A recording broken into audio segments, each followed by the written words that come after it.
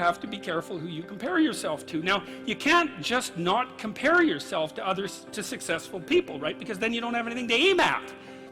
Let's say you need a goal, but we don't want to let your distance from the goal crush you.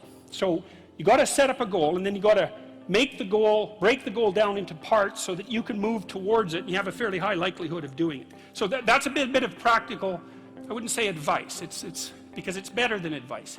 It's some practical knowledge about how to go about achieving an aim. Set a high aim, but differentiate it down so you know what the next step is, and then make the next step difficult enough so you have to push yourself past where you are, but also provide yourself with a reasonable probability of success.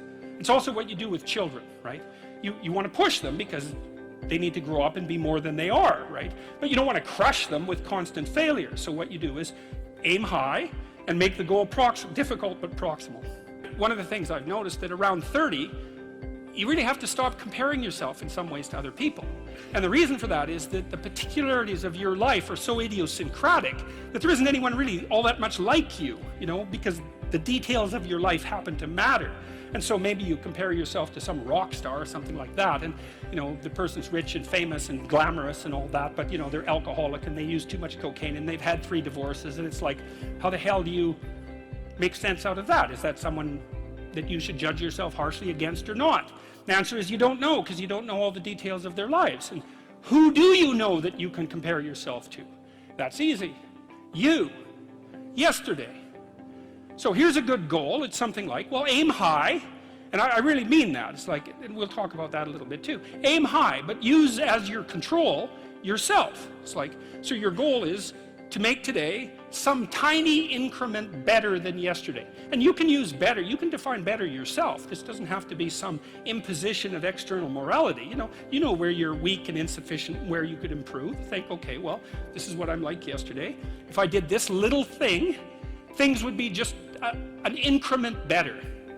And, well, that's a great thing, because you get the ball rolling, and incremental improvement is unstoppable. You can actually implement it, and it starts to generate Pareto distribution-like consequences. It starts to compound. And I've seen that happen in people's lives over and over. People write me all the time and tell me that they're doing that, but I've seen that happen in people's lives continually. They make a goal that, the goal should be, how could I conceive of my life so that if I had that life, it would clearly be worth living, so I wouldn't have to be bitter, resentful, deceitful, arrogant, and vengeful. Like, that's sort of the bottom line, right? Because that's what endless failure does to you. It's not good.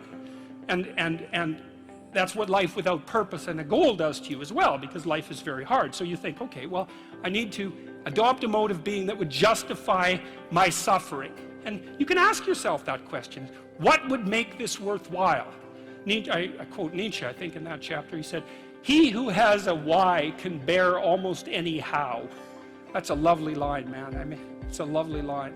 And it's really worth thinking about. So you think, well, how do I manage all this misery and suffering and futility? It's like, well, I need to figure out what I would have to do in order to make that clearly worthwhile. And so then you have your goal, and then you think, well, I need to move towards that incrementally, because I'm kind of useless and can only do so much, and maybe not even that. But all I have to do is be a little bit better than my miserable self yesterday.